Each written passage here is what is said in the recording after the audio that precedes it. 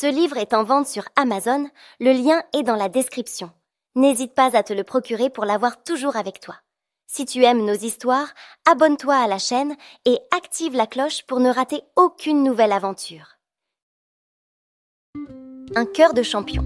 Cette histoire est inspirée de la vie de Mohamed Ali. Dans une petite ville d'Amérique, sous un ciel parfois bleu, parfois gris, vivait un garçon nommé Cassius. Il était comme les autres enfants, ni le plus grand, ni le plus fort, mais dans ses yeux brillait une lumière particulière, celle d'un immense rêve. Cassius venait d'un endroit où la vie n'était pas toujours facile. Sa famille n'avait pas beaucoup d'argent, et parce qu'il avait la peau noire, il voyait souvent les portes se fermer devant lui. À cette époque, le racisme était très présent, et les personnes noires étaient souvent considérées comme inférieures aux autres.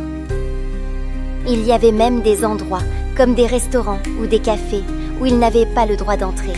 Parfois, Cassius perdait confiance en lui, mais au fond de son cœur, une petite voix lui répétait doucement « Cassius, tu deviendras quelqu'un.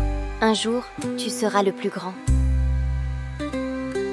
Cassius se promenait partout avec son vélo rouge qu'il aimait tant. C'était son meilleur ami, celui qui l'accompagnait toujours dans ses aventures. Mais un jour, son précieux vélo rouge disparut. Quelqu'un l'avait volé. Le cœur serré et les yeux remplis de colère, Cassius courut jusqu'au commissariat. « Je vais retrouver le voleur et lui donner une bonne leçon !»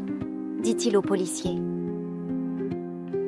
Le policier, touché par la détermination du garçon, lui répondit avec douceur « Cassius, apprendre à se défendre ne se fait pas dans la rue, mais sur un ring. Va plutôt t'inscrire dans un club de boxe. C'est là-bas que tu pourras vraiment devenir fort. » Ce jour-là, Cassius découvrit la boxe. Lorsqu'il franchit pour la première fois la porte de la salle d'entraînement, il comprit immédiatement que sa vie venait de changer. Tout lui paraissait impressionnant. Le bruit des coups, l'odeur du cuir, les encouragements criés autour du ring. Pourtant, au fond de son cœur, Cassius savait qu'il venait de trouver sa voie. Les débuts furent très difficiles pour Cassius. Il tombait souvent, recevait des coups douloureux et entendait parfois les moqueries des autres enfants. Mais Cassius avait pris une décision importante. Peu importe les obstacles, jamais il n'abandonnerait. Même sous une pluie battante ou dans le froid glacial, il courait, sautait à la corde, frappait dans le sac. Chaque soir, Cassius rentrait chez lui épuisé, mais fier d'avoir tenu bon une journée de plus. Malgré ceux qui lui disaient « Tu es trop faible, tu n'y arriveras jamais », Cassius répétait fièrement « Un jour, je serai le plus grand ». Petit à petit, Cassius devint plus fort et plus confiant. Il remporta un premier combat, puis un autre et encore un autre. Sa détermination impressionna bientôt tout le monde, même ceux qui, au début, ne croyaient pas en lui. À seulement 18 ans, grâce à toutes ces victoires remportées avec courage et persévérance, Cassius fut choisi pour représenter son pays aux Jeux Olympiques. Ce jour-là, il comprit que tous ses efforts avaient enfin porté leurs fruits. Sur le ring des Jeux Olympiques, face aux meilleurs boxeurs du monde entier, Cassius ressentit une grande peur. Mais au fond de son cœur, il entendait toujours cette petite voix qui lui donnait le courage de se dépasser. Combat après combat, Cassius donna tout ce qu'il avait, porté par son rêve et son courage. Chaque fois qu'il recevait un coup, il répondait avec encore plus de force et de détermination. Et contre toute attente, il gagna la médaille d'or. Ce jour-là, le monde entier découvrit un jeune champion plein de talent, Cassius Clay. Les années passèrent. Depuis sa victoire aux Jeux Olympiques, Cassius était devenu boxeur professionnel et il enchaînait les victoires. Mais au fond de lui, une douleur persistait. Son nom lui rappelait l'histoire de ses ancêtres, forcés de devenir esclaves. Cassius ne voulait plus porter ce poids, il voulait être libre, maître de son destin. Alors un jour, avec un courage immense, il déclara au monde entier « Cassius Clay n'est plus mon nom, je m'appelle Mohamed Ali, car je suis libre et fier. » Certains n'acceptèrent pas ce changement, mais Mohamed Ali, lui, resta fidèle à son cœur. En tant que boxeur professionnel, Mohamed Ali émerveilla le monde entier avec son style unique. léger comme un papillon, rapide et précis comme une abeille. Sur le ring, il dansait, il volait et il frappait juste. Il affronta les plus grands champions et les vainquit un à un. Mohamed Ali avait un rêve et il le réalisa, devenir le meilleur boxeur du monde. Il devint vite champion du monde, réalisant ainsi le rêve du petit garçon qui, autrefois, n'avait presque rien. Seulement un cœur plein de courage, un vélo rouge et une envie immense de ne jamais abandonner. Mais la vie lui lança un nouveau défi. Une guerre éclata, loin de chez lui. Son pays voulut l'envoyer se battre. Mais Mohamed Ali, lui, croyait en la paix. Ali ne voulait faire de mal à personne. Il refusait de se battre contre des gens qu'il ne connaissait pas, qui ne lui avaient rien fait. Alors, avec un courage immense, Mohamed Ali dit non. Je ne me battrai jamais contre des innocents. Du jour au lendemain, tout le monde lui tourna le dos. Le héros était devenu un traître aux yeux de son pays. On lui prit tout, sa liberté, ses titres, son argent, même le droit de monter sur un ring. Mais jamais Mohamed Ali ne perdit son courage, ni sa dignité. On pouvait lui enlever beaucoup de choses, mais pas sa liberté de penser, ni le droit d'être celui qu'il voulait être. Pendant 3 longues années, privé de boxe, Ali redevint ce petit garçon noir à qui l'on interdisait tout. Il n'avait plus d'argent, plus de titres, et beaucoup le méprisaient. Mais il ne plia pas. Il attendit, patient et déterminé, sans jamais trahir ses idées, sans se laisser influencer par ceux qui lui avaient tout pris. Sa patience fut enfin récompensée. Un jour, l'occasion tant attendue arriva. On lui rendit sa licence de boxe. Ça y est, il avait de nouveau le droit de monter sur le ring. Mohamed Ali allait pouvoir poursuivre son rêve, là où il s'était arrêté. Mais pendant ces longues années, la boxe avait changé. Un nouveau champion était apparu, George Foreman. Il était fort, très fort. Il avait écrasé tous ses adversaires, un par un, sans pitié. Sa puissance était incroyable, comme on n'en avait jamais vu. Sur le ring, il faisait peur. Il terrorisait même les plus grands boxeurs. Ali, lui, n'avait pas combattu pendant 3 longues années. Il était moins en forme, moins rapide qu'avant. Depuis son retour, il avait gagné quelques combats, mais difficilement.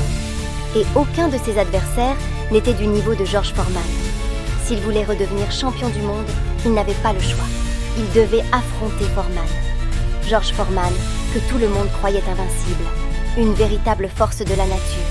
Un géant redoutable qui avait mis KO tous ceux qui s'étaient dressés sur son chemin. Personne ne croyait qu'Ali pouvait gagner. Tous disaient que Foreman était trop fort, trop jeune, trop puissant. Mais Ali, lui, croyait en lui-même. Il savait qu'il n'était pas le plus fort, mais il était le plus malin. Il connaissait la boxe comme personne, et il le savait. Chaque champion a un point faible. Il suffisait de le trouver. Alors Ali prépara un plan courageux et très risqué. Puis arriva le grand jour. Le combat se déroulait au Zaïre, en Afrique. On l'appela le combat dans la jungle. Sous les lumières éclatantes d'un immense stade plein à craquer, des milliers de fans scandaient le nom d'Ali. L'ambiance était électrique. Et puis, le gong retentit. Le combat commença. Dès le début, les coups de Foreman tombèrent comme des marteaux, puissants, incessants. Ali sentit ses os trembler, ses muscles brûler sous la douleur. Mais il tenait bon, collé aux cordes, le regard concentré. Personne ne croyait qu'il tiendrait. Il encaissait des coups d'une violence incroyable. Dans les tribunes, tout le monde pensait la même chose. Dans quelques minutes, Ali allait tomber, comme tous les autres avant lui. Foreman frappait de plus en plus fort. Ali tenait debout grâce à une seule chose, son courage. À chaque coup, il sentait son corps crier, son esprit vaciller. L'envie d'abandonner lui effleurait l'esprit. Mais il tenait bon.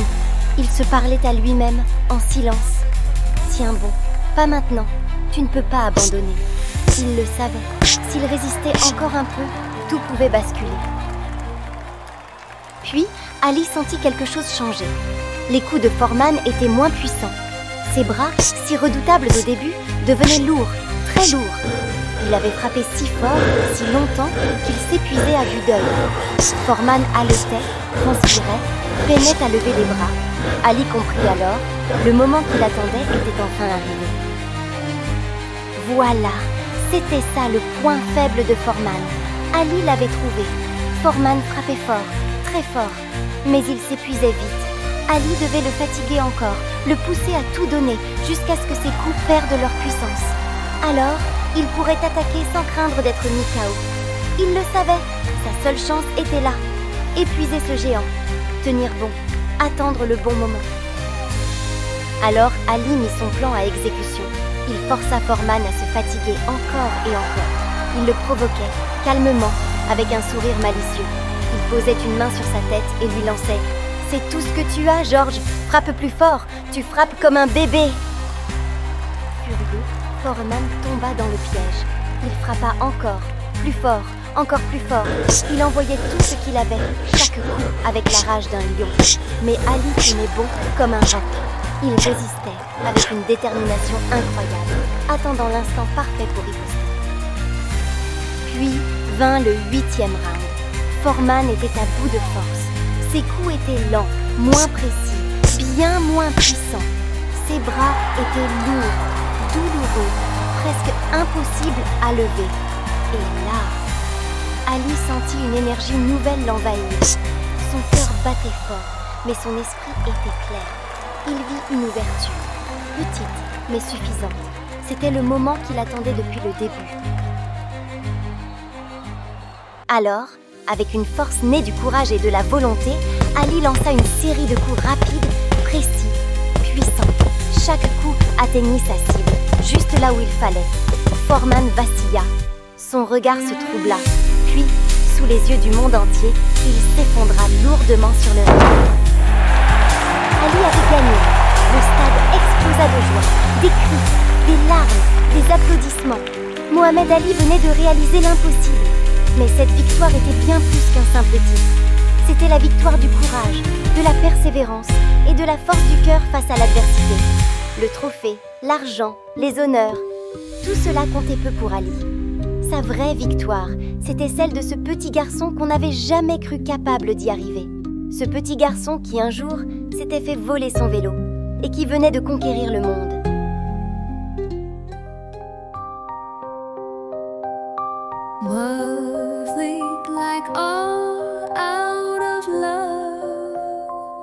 Ce soir-là, sous les applaudissements d'un stade en délire, Ali murmura doucement « Je suis venu au monde avec un nom d'esclave. Aujourd'hui, je repars en roi. » Il avait prouvé au monde entier que tout était possible. Avec du courage, de la patience et de la détermination, on peut surmonter tous les obstacles. Mohamed Ali est, encore aujourd'hui, considéré comme le plus grand boxeur de tous les temps. Mais bien plus qu'un champion, il est devenu un symbole d'espoir, un exemple de force, de liberté et de fierté. Toi aussi, comme Mohamed Ali, tu as une grande force en toi. Même quand c'est difficile ou que tu as peur, crois en toi. Ali aussi avait peur, mais il a continué et a réussi. Si tu crois en toi et fais de ton mieux, tu peux accomplir de grandes choses.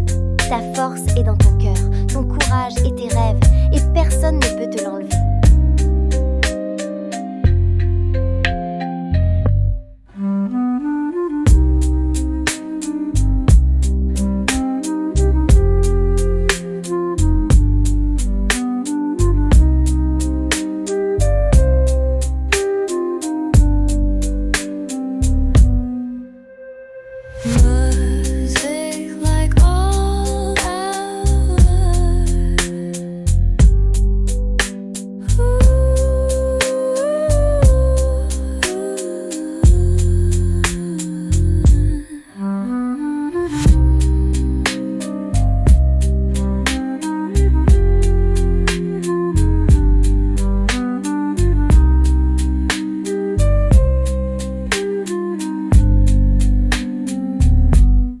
Music like home.